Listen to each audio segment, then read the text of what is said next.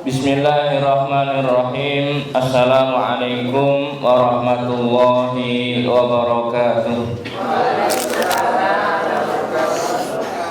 Alhamdulillahirabbil alamin wassalatu wassalamu ala sayyidina Muhammadin wa ala alihi wa ashabihi ajmain. Amma ba'du.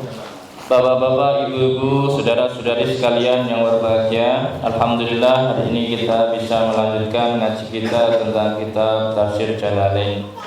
Bismillahirrahmanirrahim. Ya ayyuhalladzina amanu in tuti'ul ladzina kafaru yaruddukum ala a'qabikum fatanqalibu khasirin. Ya ayyuhalladzina amanu, wahai orang-orang yang beriman, in tuti'u, jika kalian ikuti, taati apa alladzina kafaru, orang-orang yang kafir, bima ya'murunakum bihi, atas apa yang diperintahkan kepada kalian, yaruddukum, maka orang-orang itu akan membuat kalian keluar ilal kufri, kepada kekafiran, ala aqabikum, atas apa yang sudah kamu berpikul ya, batang qalibu, maka kamu akan berbalik khosirin, dalam kondisi rugi. Jadi zaman awal-awal Islam itu memang orang beriman itu berat, Pak, karena masih minoritas. Nah, kadang-kadang orang-orang kafir itu menggunakan logika-logika mereka supaya orang itu kembali ngikutin logika mereka, lalu kemudian berhasil kembali ke kafir. Jadi gini, Pak, kalau Bapak Ibu bisa bayangkan, orang-orang awal Islam itu asalnya punya harta misalnya, lalu kemudian ikut Nabi menjadi mulai dari awal lagi gitu ya. Maka kemudian orang-orang kafir itu dengan segala rekayasa, segala logika digunakan untuk mempengaruhi orang-orang mukmin itu supaya kembali kepada mereka. Kamu ikut Muhammad itu enggak ada untungnya, mending ikut saya. Ya mungkin kalau dalam hal gampangnya, kalau sekarang mungkin nggak seperti itu ya. Kalau dulu itu masih minoritas, Pak. Jadi kalau Bapak Ibu sekarang itu gampangnya, kalau Bapak Ibu lihat orang-orang yang masuk partai yang masih kecil, asalnya dia partai besar, mesti dibujuk lagi, ngapain ikut partai gurem, mending ikut partai yang misalnya contoh mudahnya, Pak, biar mudah dipahami saja. Itu kan iming-iming seperti itu kalau nggak kuat imannya lepas, Pak. Dulu di awal-awal beberapa tahun yang lalu, mungkin Bapak Ibu mungkin sering dengar orang itu bisa imannya hilang gara-gara sekerdus Indomie, Pak. Seperti itu ya, Bu ya. Itu di Indonesia. Itu padahal sudah banyak orang muslimnya, apalagi di zaman yang susah, yang belum ada gambaran semakmur ini. Itu dulu tuh sangat rentan, Pak. Makanya kemudian ini peringatan kepada orang-orang yang sudah beriman, jangan tergiur apapun omongan atau iming-iming dari orang-orang yang kafir, karena rata-rata orang-orang kafir itu omongannya memang tujuannya untuk menjauhkan orang mukmin dari iman dengan segala logika, cara berpikir, cara berdagang, cara mencari uang, semuanya modelnya seperti itu. Kalau orang beriman misalkan menjual beli itu nggak boleh menipu, tapi kalau orang nggak beriman, udah nggak ada yang tahu, yang penting untung. Nah itu kan kadang-kadang cara logikanya orang-orang beriman. Maka kita nggak boleh mengikuti pola berpikirnya orang-orang yang tidak beriman, karena itu akan membuat orang beriman itu keluar dari imannya. Jadi makanya kalau orang sudah beriman, yakinlah dengan ketentuan Allah. Artinya apa? Perintahnya jalani, larangannya hindari. Makanya sebagian ini kalau di era-era modern itu kan sebagian ada orang yang sekarang itu pola pikirnya begini, kamu rajin sholat tetap aja gitu-gitu aja, mending nggak usah, mending buat kerja saja. Ada orang ngomong begitu, Pak. Itu kalau orang imannya nggak kuat, akhirnya dia nggak mau sholat nggak sholat sama saja, tetap begini. Kadang-kadang orang seperti itu. Itulah kemudian pola-pola pikir atau ucapan-ucapan orang yang ingin Anda itu keluar dari keimanan. Balillahu maulakum, akan tetapi Allah lah tempat bergantungmu atau maulam atau bendoromu kalau bahasa Jawanya. Kalau di sini apa? Allah lah tuanmu ya. Nasirakum, oh zat yang menolong kalian. Wa huwa khairun nasirin. Sesungguhnya atau Allah adalah zat yang sebaik-baik penolong. Fa'atiuhu, maka taatlah kalian kepada Allah dari selain Allah. Apa, jangan sampai kamu taat selain kepada Allah. Artinya gini, kepada Allah lah kamu itu harusnya bergantung ya. Dan sebaik-baik penolong adalah Allah. Artinya gini Pak, orang-orang kafir itu misalnya Anda ikuti, lalu Anda bermasalah di akhirat, orang-orang kafir itu angkat tangan. Lah kan kamu sendiri yang ikut, saya nggak tanggung jawab kan gitu loh. Dulu sudah pernah kita bahas di awal-awal bahwa orang-orang nanti yang Anda ikuti di akhirat pun angkat tangan. Kamu ngikutin kan pilihanmu sendiri. Misalnya kalau gampangnya gini Pak, kalau Bapak Ibu kemarin milih presiden misalnya, terus nggak cocok sekarang, itu mesti orang-orang yang ngajak dulu kan, loh kamu kan sudah bisa milih sendiri, kan gitu ya, ya kira-kira seperti itu. Kalau misalnya kalau nggak cocok, tapi kalau cocok ya mungkin ya beda lah mungkin. Nah dalam urusan iman itu nanti di akhirat itu kan orang tidak mau bertanggung jawab atas apa yang dikampanyekan di dunia. Makanya Bapak Ibu kalau terlalu percaya tanpa berpikir, itu ya nanti di akhirat orang-orang yang Anda percaya itu nggak mau tanggung jawab juga. Makanya nanti orang-orang yang menyesatkan Anda itu juga angkat tangan.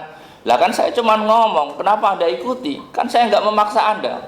Itu juga kadang-kadang nanti hukum itu kembali kepada kita karena kita punya hak untuk memilih itu. Mau milih sesat ya monggo, mau milih lurus ya monggo, mau milih kafir ya monggo. Istilahnya nanti keputusan itu dikembalikan kepada kita masing-masing Pak. Makanya kita itu bertanggung jawab atas pilihan kita di dunia. Mau baik ya silakan, mau buruk ya silakan, tapi nanti tanggung jawab sendiri. Nah paling aman itu ada 3 orang yang tidak terkena itu: anak kecil, orang yang sedang tidur, atau orang gila. Jadi kalau mau aman dari tanggung jawab, pilihannya itu Pak. paling kita bisa ambil itu tidur Pak. Makanya kalau Bapak Ibu sering tidur itu lebih aman daripada pilihan-pilihan yang tidak tepat. Jadi kenapa nggak milih presiden ketiduran? Itu lebih aman Pak daripada milih terus keliru gitu ya. Nanti kalau ditanya, kamu kan dulu yang milih, enggak, waktu pilihan saya ketiduran. Aman itu Pak. Jadi rubi al-qalam ya. Sanulqi fi qulubil ladina kafaru ru'ba, akan kami timpakan di dalam hati-hati orang-orang yang kafir ar-ru'ba, yaitu ketakutan ya. Orang-orang kafir itu akan ditimpa ketakutan ya gitu ya. Nanti pada saatnya ya. Bisukunil ain wa dhammuha ya di sini ya, al khauf wa qad azamu ba'da irtihalihim min Uhud alal out wa isolil muslimin wa raghabu wa lam yarji'u. Jadi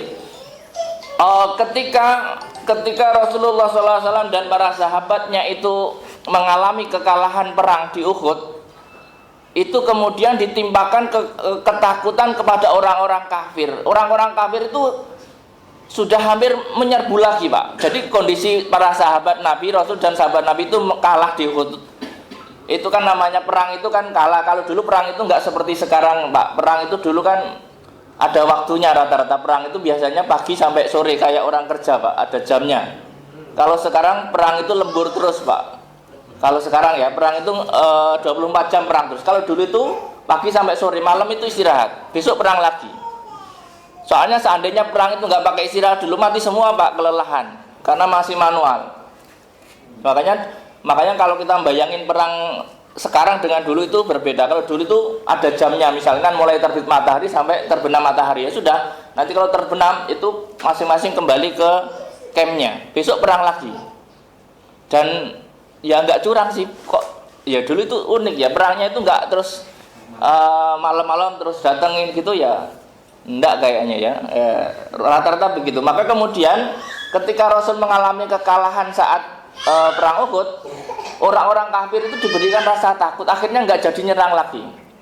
Jadi sebenarnya Allah itu kalau ngatur ya unik Pak. Jadi makanya kadang-kadang kita itu nggak boleh mengandalkan kemampuan kita sendiri. Kita kadang-kadang sudah kalah. Kalau seandainya orang lain tahu kalau kita sudah kalah, terus dia punya semangat nyerang lagi, kita habis. Nah, seandainya orang-orang kafir itu kemudian nggak dikasih rasa takut oleh Allah, itu dia nyerang lagi, habis Pak. Kira-kira begitu, karena ya nggak imbang jumlahnya, kira-kira begitu. Sanulqi fi qulubil ladzina kafaru ru'ba bima asyraku, ya, atas apa yang dilakukan dalam syiriknya, bisa babi isyrokihim, ya, billahi kepada Allah, malam yunazil bihi sultana. Orang-orang yang tidak beriman itu mesti punya ketakutan Pak, karena dia itu kalau nggak hidup mati, kalau hidupnya nggak sukses, matinya belum tentu sukses.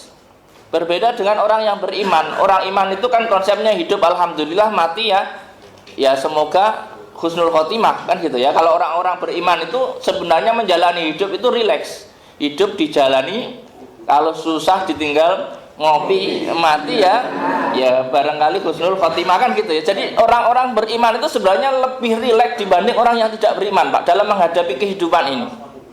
Orang kalau nggak beriman, dia itu memaksakan hidup ini harus enak, tapi faktanya nggak enak juga. Banyak orang-orang kafir yang tetap nggak enak seumur hidupnya. Sudah hidupnya nggak enak, nggak sempat ngopi, ketawa juga nggak sempat, mati itu loh, neraka semua isinya. Makanya sebenarnya bapak ibu orang Indonesia itu kan terkenal orang paling santai di dunia ini. Jalan nggak pernah buru-buru, santai gitu kan bapak ibu ya. Orang Indonesia itu paling santai, mudah senyum. Jadi itu harusnya bagian dari orang, ciri-ciri orang beriman ya begitu. Tapi ya jangan terlalu santai ya, maksudnya ya santai itu boleh, tapi terlalu santai itu ya jangan Pak ya. Jadi kayak hewan yang jalannya pelan sekali itu apa namanya itu? Apa itu yang pelan sekali itu? Maka cepat punah Pak kalau terlalu santai itu ya. Nggak boleh terlalu santai, tetap normal Pak ya. Normal itu ya standar lah. Kalau terlalu santai itu untuk apa istilahnya, nanti berkembang biaknya terlalu santai, jadi bikin punah Pak, kelamaan. Kemudian malam yunazil bihi sultana, karena ya tidak diberikan apa istilahnya ya, kekuatan oleh Allah ya. Wa ma'wahumun nar, sementara tempat kembali mereka adalah neraka. Wa bi'sa maswal zalimin, dan seburuk-buruk tempat kembalinya orang-orang yang dolim ya, al kafirina ya. Jadi di sini adalah neraka adalah seburuk-buruk tempat kembali. Makanya jangan sampai orang itu kafir ya. Paling tidak jangan kafir, meskipun mungkin nggak bisa lepas dari dosa. Paling tidak jangan kafir, karena kafir itu sudah nggak bisa ada pertolongan di akhirat, kira-kira begitu. Walaqad sadaqakumullahu wa'dah, dan sungguh Allah telah menepati janjinya ya, iyakum bin nasri, dengan pertolongan, yaitu apa? Ittakhussunahum biidnih ya, ketika kalian berperang ya, memenangi mereka biidnih, dengan izin Allah, ayo biiradat, hatta idza fasyiltum, sampai ketika kamu terjadi error lah atau masalah ya dalam peperangan. Wa tanazatum, dan kamu berselisih bil amri, dalam sebuah urusan, yaitu amron nabi bil maqam bi safakil jabal, yaitu ketika kalian berselisih tentang perintah Nabi untuk stay di atas gunung atau turun mengambil barang rampasan gitu ya. Faqala ba'dukum nadhabu faqad nasara ashabuna, ayo kita ambil itu, kita sudah menang, kata sebagian. Wa ba'dukum la nukhalif amron, aku tidak mau turun karena Rasul belum memerintahkan aku turun. Jadi suatu saat memang di saat perang Uhud itu kan orang-orang muslim itu terjebak dalam siasatnya pasukan pihak lain. Jadi seolah-olah menang, tetapi akhirnya pasukan itu kembali lagi nyerang. Akhirnya apa? Akhirnya jadi kalah. Lalu kemudian di sini diingatkan oleh Allah, itu kekalahan itu ya mungkin karena kesalahan sendiri, bukan karena kesalahan dari Nabi. Nabi belum memerintahkan turun, tapi sebagian pemanah itu sudah nggak sabar melihat harta rampasan perang. Jadi begini Pak, dulu itu orang perang itu membawa harta Pak. Makanya kenapa semangat kalau menang itu dapat harta rampasan. Kenapa kok perang bawa harta? Sekarang apa sih Pak? Kalau perang bawa apa Pak? Bawa senjata ya Pak, misalkan ya. Kalau sekarang itu rampasan perang itu kan senjata yang mahal-mahal itu Pak. Kalau saya lihat kemarin perang apa misalnya yang terdekat dengan kita itu Thailand, Kamboja kemarin kan, itu kan saling seperti itu, saling menguasai wilayah. Nanti kalau menguasai kadang-kadang ada senjata yang ditinggalkan dan itu kadang masih baru dan mahal. Nah kalau dulu orang perang itu bawa harta banyak Pak, karena dulu belum ada ransum Pak. Jadi tentara-tentara misalkan 1.000 orang, maka paling tidak itu bawa hewan peliharaan itu lebih banyak dari jumlah orangnya Pak. Karena nanti setiap pagi itu disembelih untuk dikonsumsi. Nggak kayak sekarang emang perang terus puasa terus. Kalau di film itu kan kayaknya nggak ada makan-makannya perang Pak ya. Nggak masuk akal Pak, perang berhari-hari terus nggak makan itu nggak masuk akal. Perang itu urusannya bukan hanya keberanian Pak, tapi ada urusan senjata sama logistik. Tentara lapar tetap kalah Pak, meskipun senjatanya lengkap. Makanya nggak ada tentara perang terus nggak bawa bekal makanan, itu aneh. Apalagi nggak dikirim, wassalam Pak, secara otomatis. Makanya sebenarnya dulu itu gambarannya orang perang itu bawa unta, bawa kambing, bawa tepung. Nah karena harta waktu itu ya hartanya itu. Jadi perang itu misalkan pasukannya 1.000, bisa jadi bawa kambingnya itu lebih dari 1.000. Misalkan ya kalau perangnya berhari-hari, karena perang berhari-hari itu nginepnya di padang pasir gitu Pak, bikin tenda, terus nanti ngecamp di situ kayak orang nomaden gitu. Misalkan 1.000 orang butuh kambing berapa untuk disembelih per hari. Orang Arab makannya itu tahu sendiri Pak, ayam 1 ekor itu 1 orang. 1.000 orang kalau bawa ayam terlalu ribet Pak. Anda bisa bayangkan kalau bawa ayam terlalu ribet. Coba Pak, 1 orang 1 kali makan 1 ekor. Kalau 3 kali makan kan 1 orang 3 ekor. Kalau 3.000 1.000 pasukan berarti 3.000 ayam per hari. Lah kalau 10 hari Pak, wah nggak karuan Pak ayamnya. Apa nggak ribet Pak kan ya?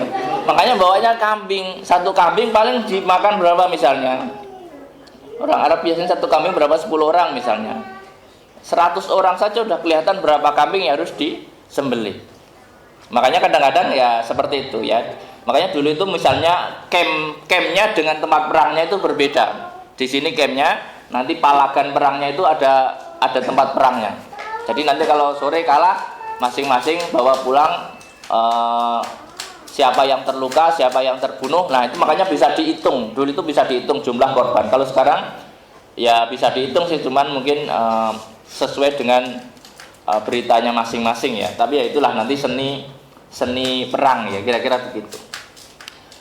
Walaqad sadaqakumullahu wa'da, artinya Allah telah menolong orang-orang muslim. Sebenarnya kan orang muslim ini sudah pernah menang perang Badar Pak. Menang perang Badar. Lalu kemudian orang itu kalau habis menang itu rata-rata lengah Pak. Orang itu kalau habis menang itu kadang-kadang lemah, lengah. Makanya Bapak Ibu kalau misalkan habis menang apa, habis bisa ngerjain apa, sukses banget, nggak ada kendala sama sekali, biasanya itu setelah itu agak ceroboh karena merasa ini aman kok. Nah, besok dicoba, tapi bisa jadi besoknya itu nggak sukses ya. Seperti perang Uhud ini, setelah perang Badar menang lalu merasa kuat, nah, kaum muslimin merasa aman, bisa kita. Nah, tapi kalah strategi akhirnya kalah gitu ya. Ini sejarahnya begitu. Mana tadi? Wa asaitum wa tanazatum bil amri ya. Lalu orang-orang yang berada di atas bukit itu kan berbeda pendapat. Ini gimana ini, kita turun apa di sini aja? Saya turun, kayaknya kita udah menang, pasukan sudah mundur kok, pasukan musuh sudah mundur. Ternyata pasukan musuh itu tidak mundur tapi muter. Maka ketika pasukan yang memanah itu turun ke tempat penjarahan harta rampasan tadi, maka pasukan yang ada di atas bukit itu tinggal sebagian. Karena tinggal sebagian kecil, maka pasukan musuh itu mengambil alih posisi yang bukit itu. Ketika posisi bukit Uhud itu diambil alih oleh pihak musuh, otomatis pihak musuh ini menguasai medan yang lain. Itu ya, ini strategi. Kalau sekarang mungkin medan bukit Uhud itu sekarang, kalau era sekarang itu satelit Pak sebenarnya. Satelit kalau sekarang. Perang itu kalau nggak punya medan Uhud, nggak punya satelit sekarang, itu mesti kalah. Makanya ya itulah nanti perkembangan zamannya begitu. Makanya sekarang ya rebutan orang itu menguasai persatelitan, kira-kira seperti itu. Nah, kalau tidak salah di medan Uhud itu tinggal 12 orang, dan 13 orang itu ya akhirnya wassalam, karena ya tadi nggak ada teman yang lain. Jadi padahal itu adalah posisi kunci dalam mengatur strategi di peperangan di Uhud itu. Kemudian wa'asaitum, dan kamu meninggalkan perintahnya Nabi ya, bermaksiat ya, karena mencari ghanimah. Orang-orang itu rela melanggar perintahnya Nabi karena melihat gemerlapnya harta. Ya, itu sampai sekarang kayaknya kalau ada duit itu ya kadang-kadang perintahnya Allah, perintahnya Nabi itu bisa jadi dilanggar ya. Mimba dima arakum, setelah Allah memperlihatkan kepada kalian ma tuhibbun, apa yang kamu sukai, minan nasri, dari kemenangan, minkum, dari kalian ya, mayuridud dunya wa minkum mayuridul akhirah, sebagian kamu senang dunia dan sebagian kamu senang akhirat. Jadi dalam kaum muslimin pun sebagian itu ada yang kedonyan kalau bahasa ininya, dan sebagian ada yang akhirat. Makanya ya begitulah, kalau kita berkumpul dengan orang banyak ya, sebagian memang ada yang ketika ada rampasan ya pengen segera ngambil, ada sebagian tetap mengikuti perintahnya Allah dan Rasulnya.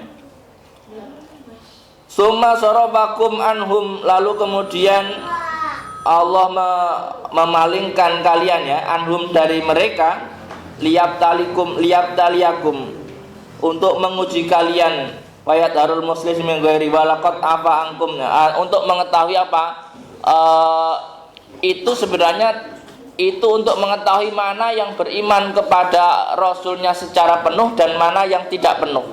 Jadi nanti keikhlasan itu diuji dengan ketaatan kepada Rasul. Nah, ya kepada Rasul. Orang kalau taat kepada Rasul berarti imannya itu mukhlis atau ikhlas gitu ya.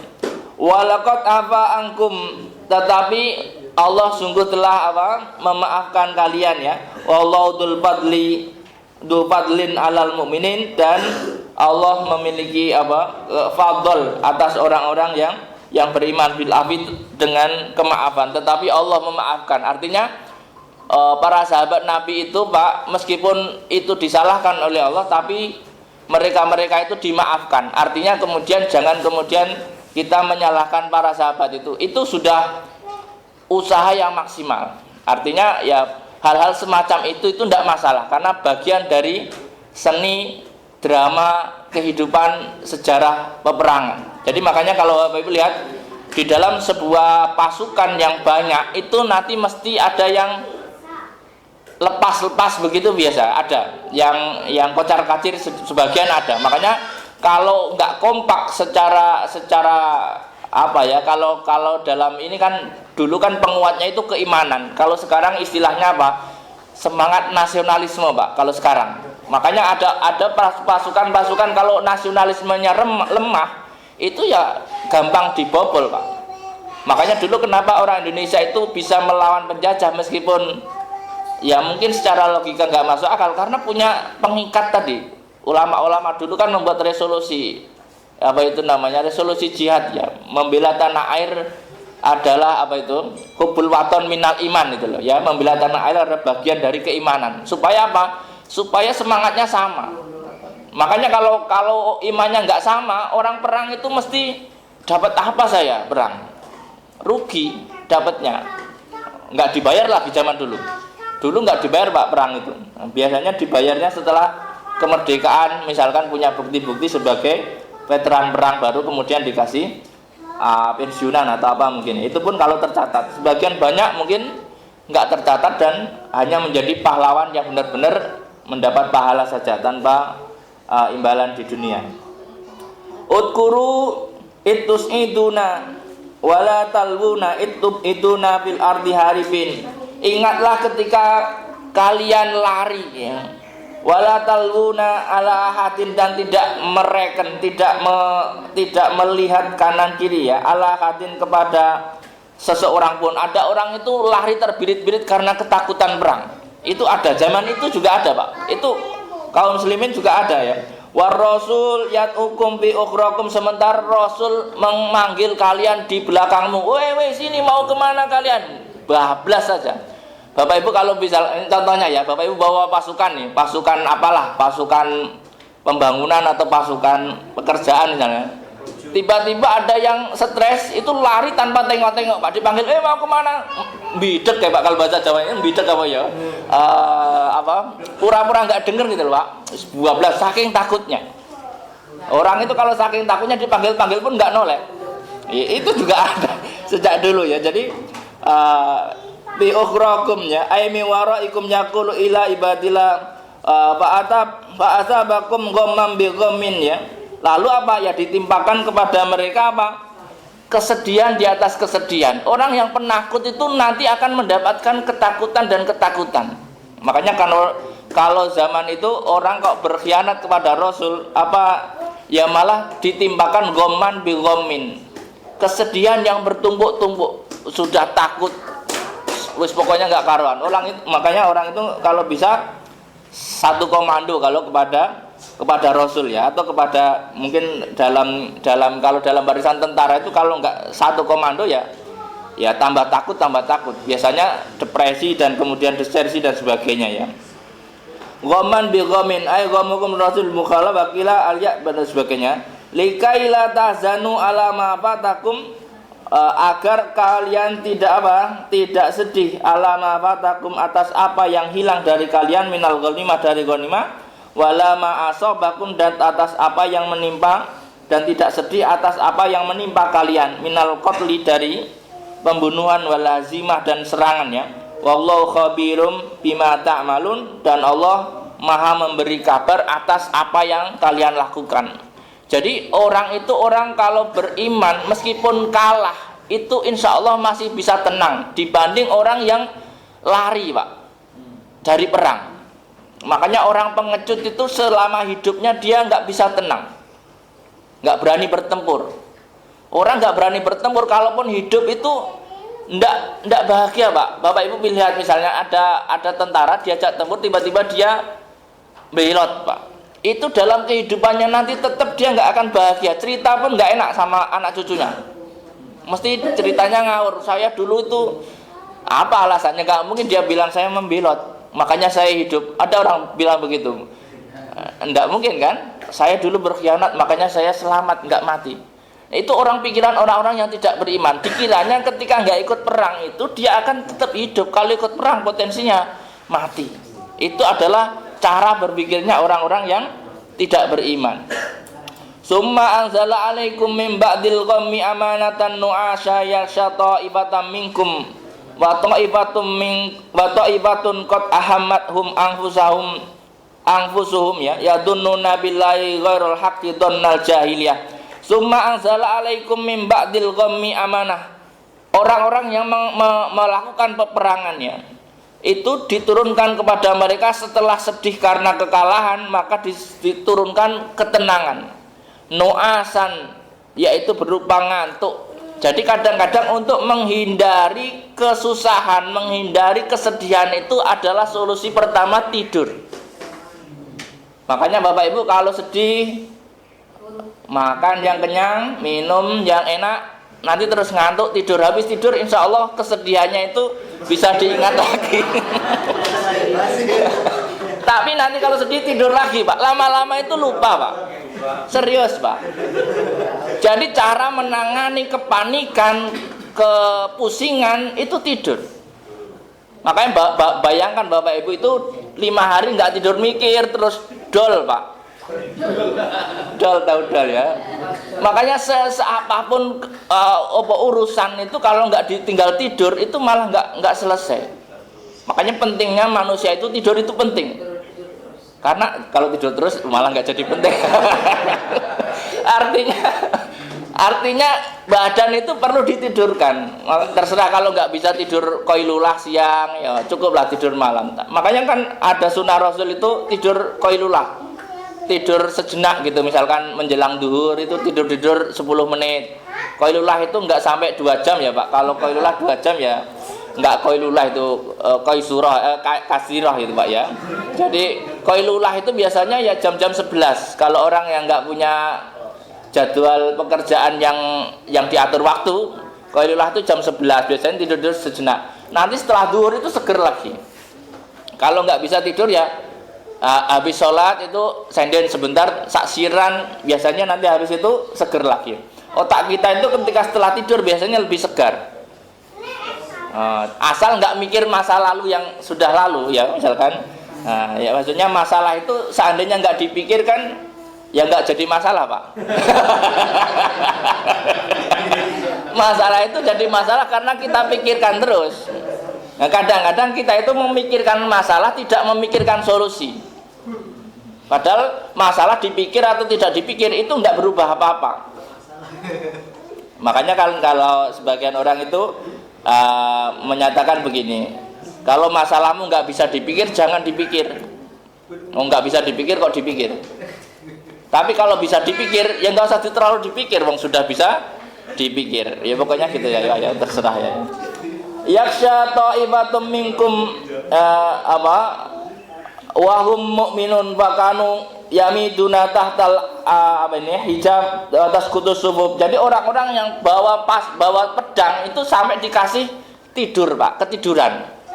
Ini kalau dalam bahasa kita, karena kita nggak ada perang ya Pak, itu biasanya ibu hamil yang mau melahirkan, yang sudah pembukaan.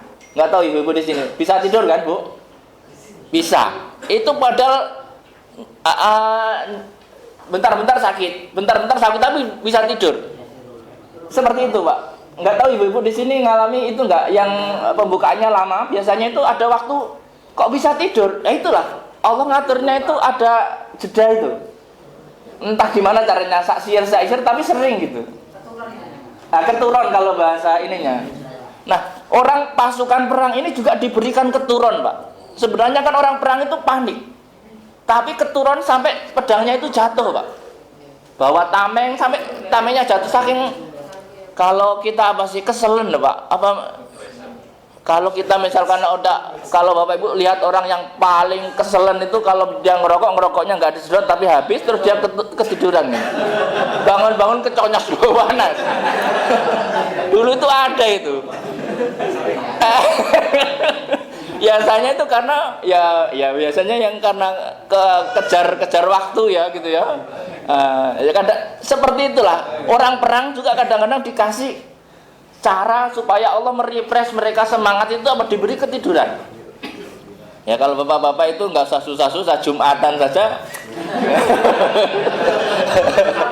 bisa refresh ya.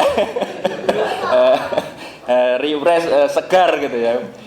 Orang-orang yang diberanikan maju perang tadi diberikan ketiduran, tapi orang-orang yang lari itu malah nggak bisa tidur. Makanya orang-orang yang karena nggak punya keimanan itu kadang-kadang nggak punya solusi. Dipikir saking takutnya gimana supaya saya nggak keserbu, itu lari luar biasa, dan itu nggak membuat dia tenang ya. Wa ta'ifatun qad ahamat anfusum alal hamnya wala robata lahum ila najatiha dunan nabi wa ashabu walam yanamu wa hum munafikun. Orang-orang munafik itu nggak akan merasakan ketenangan seperti itu. Makanya kalau Bapak Ibu yakin terhadap Allah, tenang, hidup itu jalani. Pokoknya kalau stres tidur, bangun kok masih stres tidur lagi. Tapi ya enggak gitu ya mungkin ya.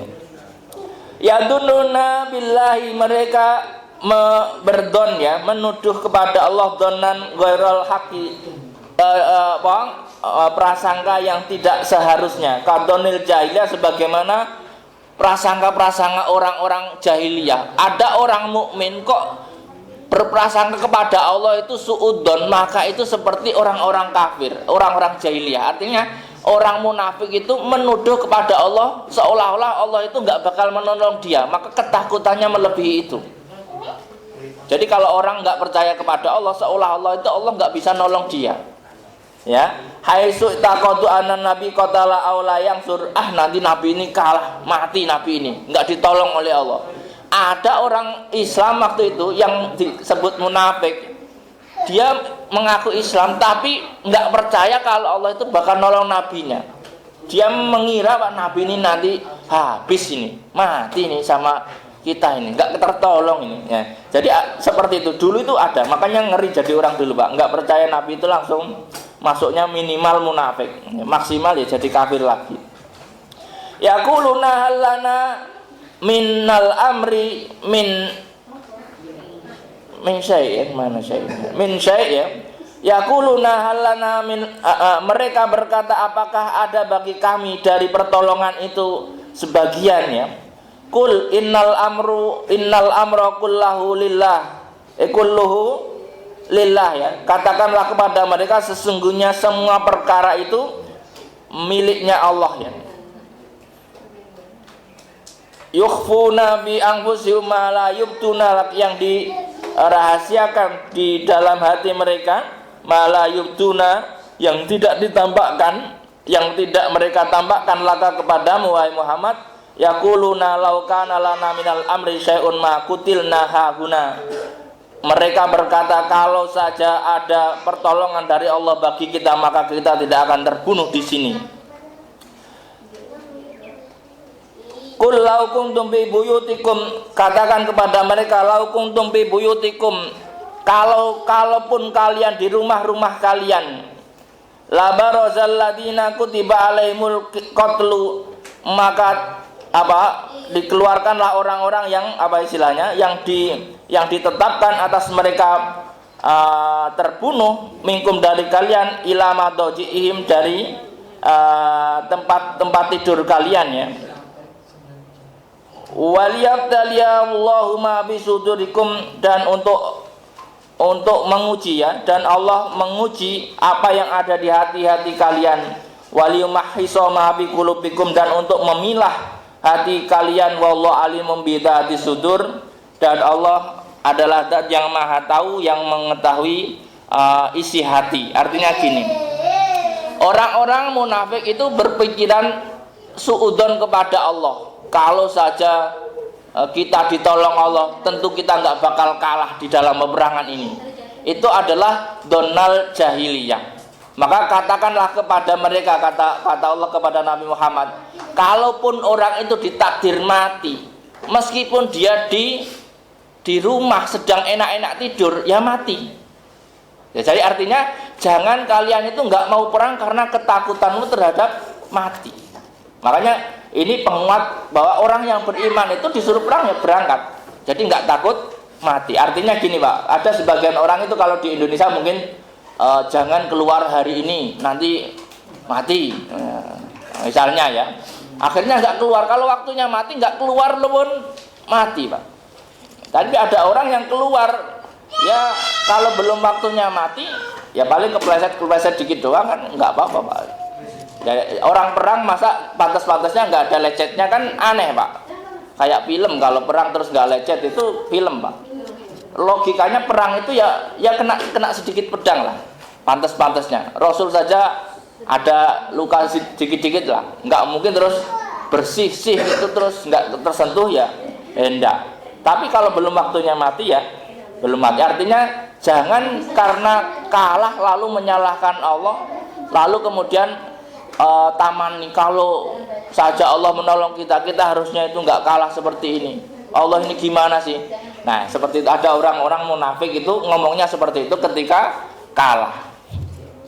Padahal itu adalah alasan bagaimana Allah untuk menguji orang yang ikhlas dalam menjalankan perintahnya Allah dan nabinya. Makanya Islam di awal-awal itu sangat-sangat berat ujiannya. Maka ketika mereka berhasil dalam menjalankan ketakwaannya, itu pahalanya nggak bisa ditandingi oleh orang-orang yang sekarang. Karena zaman dulu itu ngeri Pak ininya ya, perjuangannya sangat berat ya. Innalladzina tawallau minkum, orang-orang yang menghindar ya dari kalian anil qitali, dari perang, yaumal taqal jam'an, di hari orang-orang muslimin bertemu dengan orang-orang kafir di Uhud, di Uhud ya. Wa humul muslimun illa isna asyara rajulan, kecuali 12 orang. Innamastazaluhumus syaiton, sesungguhnya mereka digelincirkan oleh syaitan, bibak dimakasabu, atas apa yang mereka lakukan dari dosa-dosa. Walaqad afallahu anhum, tetapi Allah memaafkan kepada mereka. Innallaha ghafurun halim, sesungguhnya Allah Maha Pengampun bagi orang-orang mukmin, halim yang kemudian tidak mengambil adab atas maksiat yang sebelumnya ya. Artinya gini, dulu ketika perang itu ada orang yang digelincirkan oleh setan karena bima kasabu. Jadi gini Pak, orang itu akan kegoda setan bukan karena dia tidak beriman, tetapi orang beriman kalau sering maksiat itu nanti lama-lama maksiatnya itu menjadi celahnya setan untuk masuk. Makanya orang-orang yang sudah ikut berperang di jalan Allah, orang-orang yang sudah berani perang menuju Uhud itu sebenarnya kan satu sisi sudah hebat Pak, tetapi masih juga setan itu menggoda dengan iming-iming tadi. Kamu sudah menang, ayo ambil itu harta rampasan. Maka sebagian ini kalah dengan bisikan tadi. Bisikan ini disebutnya di sini bisikan setan. Kalau di dalam orang Jawa disebut setan kowak, setan soko awak, hawa nafsu, pengen segera dapat rampasan tadi. Ya, makanya sebagian nggak kuat menjaga nafsunya dari mengambil harta, akhirnya tidak mentaati perintahnya Rasul untuk tetap di atas. Padahal Rasul di awal sudah bilang, jangan sampai kamu turun sebelum saya komando suruh turun. Ini yang berat itu kadang-kadang seperti itu. Kadang dia menggunakan logikanya sendiri, lalu kemudian tergelincir oleh setan. Makanya orang-orang yang suka melanggar peraturan-peraturan itu nanti kepada peraturan Allah, peraturan Rasul itu juga potensinya akan bisa kepleset melanggar. Ya tadi dikatakan bahwa bima kasabu, orang-orang yang tergelincir oleh setan itu karena diawali oleh dosa-dosa yang sebelumnya dilakukan, dosa-dosa kecil jangan. Makanya jangan meremehkan dosa kecil. Dosa kecil itu kalau terus dilakukan nanti lama-lama menjadi terbiasa dan menjadi tidak takut. Nggak apa-apa kan kecil, nggak apa-apa kan kecil. Nanti lama-lama sesekali gede lah, sesekali. Ini orang itu biasanya kalau sudah main, Bapak Ibu misalnya main apa ya, yang suka listrik itu awal-awal mainan strum Pak, strum yang kecil, baterai gitu, nggak apa-apa. Nanti gede dikit, lama-lama yang gede, nggak apa-apa sesekali gitu ya. Itu seperti itu. Artinya ada celah orang itu melakukan itu gara-gara kebiasaan-kebiasaan yang kecil. Makanya jangan sampai membiasakan dosa kecil ya. Kalau sesekali dosa ya enggak apa-apa, tapi jangan membiasakan dosa itu dilakukan. Walaqad afallahu anhum, tetapi Allah memaafkan mereka. Jadi sahabat-sahabat Nabi ini secara umum adalah ya dimaafkan oleh Allah ya, kecuali mereka-mereka yang mungkin munafik terus tidak bertobat ya. Ya ayyuhalladzina amanu, wahai orang-orang yang beriman, la takunu kalladzina kafaru, janganlah kamu seperti orang-orang kafir. La takunu baqalu li ikhwanihim idza darabu bil ardi aw kanu ghuzzan lau indana ma matu wa ma qutilu dan sebagainya. Ya ayyuhalladzina amanu la takunu kalladzina kafaru, jangan seperti orang-orang kafir, artinya ail munafik. Jadi di sini Allah mengatakan, wahai orang-orang beriman, janganlah kamu seperti orang-orang kafir. Tapi maksudnya di sini orang-orang kafir itu apa? Orang-orang yang munafik itu sudah setengah kafir, Pak. Maka disebutnya orang kafir. Jadi kalau orang disuruh perang tapi nggak mau berangkat, itu masuknya orang kafir, Pak. Rasul nyuruh loh, yang Rasul yang nyuruh ya, Pak. Kalau yang selain Rasul nyuruh Anda, ayo kita keroyok siapa, nggak boleh itu ya maksudnya. Tapi kalau Rasul nyuruh perang kok dia nggak mau, maka dia kafir, Pak. Orang yang tidak mentaati perintahnya Rasul itu masuknya ke kafir, meskipun dia mengaku beriman. Ini ya contohnya. Wa qalu li ikhwanihim, mereka berkata kepada rekan-rekannya, idza darabu, kalau kamu ikut berperang bil ardi ya, au kanu ghuzzan, atau kamu ikut berperang kanu indana mamatu, kalau kamu nggak ikut perang Nabi Muhammad kamu nggak bakal mati di sini aja, ngapain kamu ikut perang perang nggak imbang, bunuh diri itu. Jadi kayak seperti itu Pak. Kalau sekarang itu ngapain kamu ikut perang? Bunuh diri bro, kalah kita. Jadi orang yang tidak berani maju itu digolongkan di sini. Lihat Allah dalika hasratan fi qulubihim ya. Aila taquluna kaqolihim ya. Janganlah kalian itu seperti itu. Misalnya ngapain sih kamu ngaji? Di sini aja ngopi misalnya ya. Itu nanti mirip seperti itu Pak. Tapi ini enggak nabi ya Pak. Kalau nabi kan perang ya. Jadi mirip-mirip seperti itu. Perlakuan orang munafik itu kalau ada temennya mau baik itu dilarang. Gaya-gayaan mau jamaah sini aja misalnya. Atau malah lebih parah. Gayanya sholat sok alim sekarang. Itu bahaya Pak. Ya, kecuali yang nggak penting gayanya mancing. Lah kalau mancing dilarang masih aman Pak. Tapi kalau ada orang mau sodako, mau puasa, mau haji, jangan kemudian Anda larang. Nggak usah repot-repot haji. Sini buat ngopi setahun cukup itu. Misalkan ya. Kan ada orang itu ya seperti itu ya di dunia ini. Kalau di sini perang, jadi orang itu ditakut-takutin, nggak usah ikut perang, bunuh diri ente. Mending di sini ngopi, nggak mati kamu. Ya. Wa ma qutilu dan sebagainya. Lihat Allahu dzalika hasratan fi qulubihim. Ya nanti efeknya apa ya? Akan rugi ya mereka. Wallahu yuhyi wa yumit. Sementara Allah lah yang menghidupkan dan mematikan. Orang itu takut perang karena apa? Karena takut mati. Padahal Allah itu yang menghidupkan atau mematikan. Jadi gini Pak, ini kalau di dalam ilmu tauhid itu kita itu nggak boleh meyakini kalau perang mesti mati, itu salah. Karena yang ngatur hidup atau mati itu adalah Allah. Jadi kalau perang kok mati ya memang takdirnya matinya lewat perang, bukan karena perang terus kalian mati. Jadi maka jangan takut. Makanya Bapak Ibu kalau mau pergi kemana, jangan pergi, cuaca buruk. Ya nggak apa-apa, jalan kaki misalkan ya. Makanya kalau Bapak Ibu di dunia ini kan ada orang itu naik pesawat takut Pak. Jangan naik pesawat, ngeri. Nanti kalau jatuh.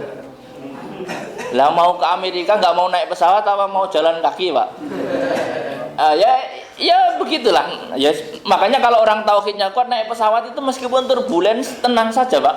Kalau waktunya mati ya sudah. Mau gimana Pak? Bapak Ibu kalau naik pesawat, naik kapal ketika cuaca nggak bagus, deg-degan boleh nggak? Boleh banget Pak deg-degan.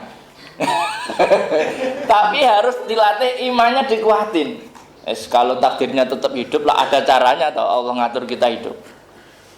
Tapi ya jangan terus sowan. Paling tidak ya istighfar, zikir gitu ya.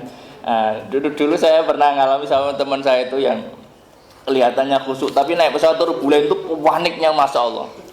Ternyata ya mungkin ada orang yang masih khusyuknya di luar. Ketika turbulen itu dia kayak ketakutan banget kalau mati. Padahal sebenarnya ya kalau mati mau gimana lagi? Nggak naik pesawat pun kalau mati ya mati saja kan. Banyak orang yang banyak mati kan bukan karena naik pesawat tapi karena mati.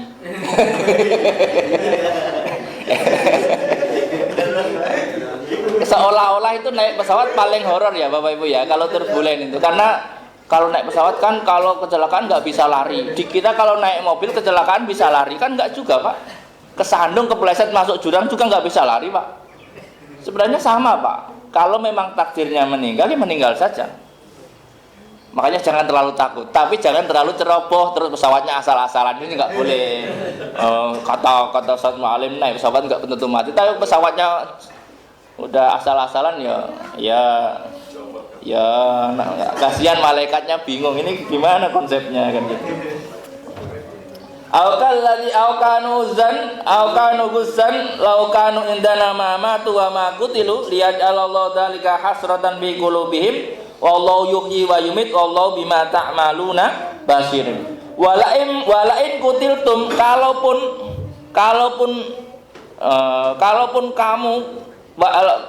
kamu terbunuh ya fisabilillah karena jihad au mutum atau mati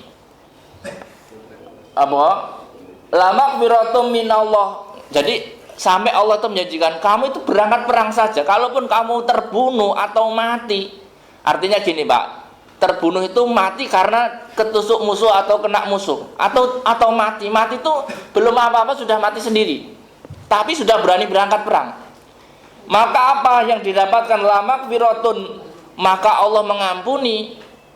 Apalah maghfiratun, maka maghfirah minallahi dari Allah atas dosa-dosa kalian, wa rahmah dan rahmah. Artinya kalau Anda melakukan perintahnya Allah dalam berjuang fisabilillah, kalaupun mati terbunuh atau mati sendiri, maka itu dapat ampunan. Jadi keberanian itu dinilai oleh Allah. Tapi kalau ketakutan itu sudah dianggap pelanggaran. Makanya kalau Bapak Ibu disuruh orang tapi sebenarnya Anda nggak berani, berangkat aja dulu. Nikah, berangkat misalnya.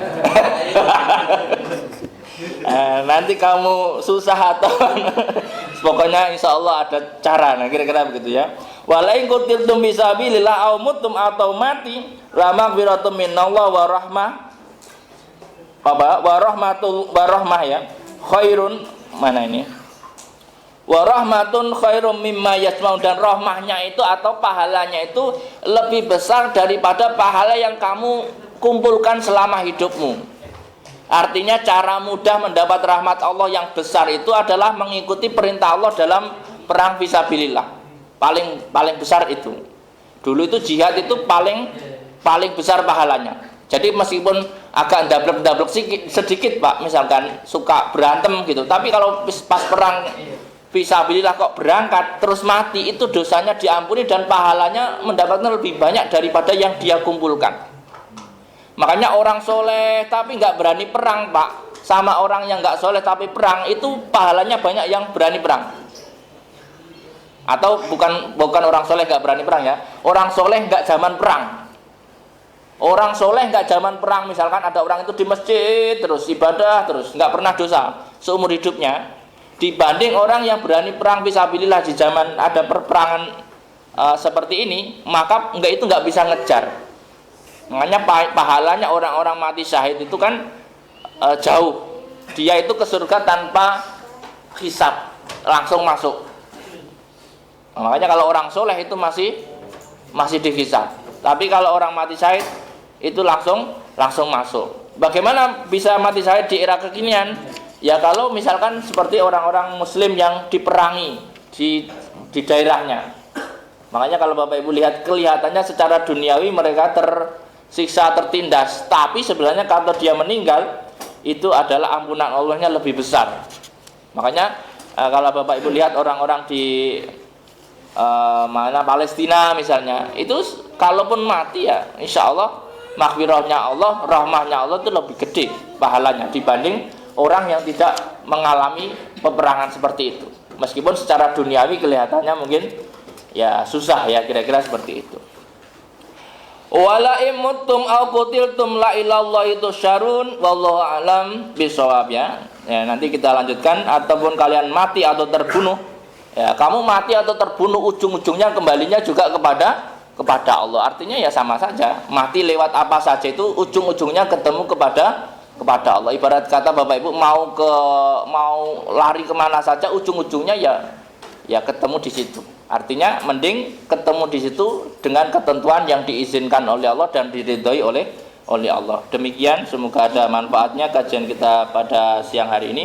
Hadanallahu wa yakum wa lakum minkum wallahul muwaffiq ila aqwamit thoriq. Wassalamualaikum warahmatullahi wabarakatuh. Waalaikumsalam.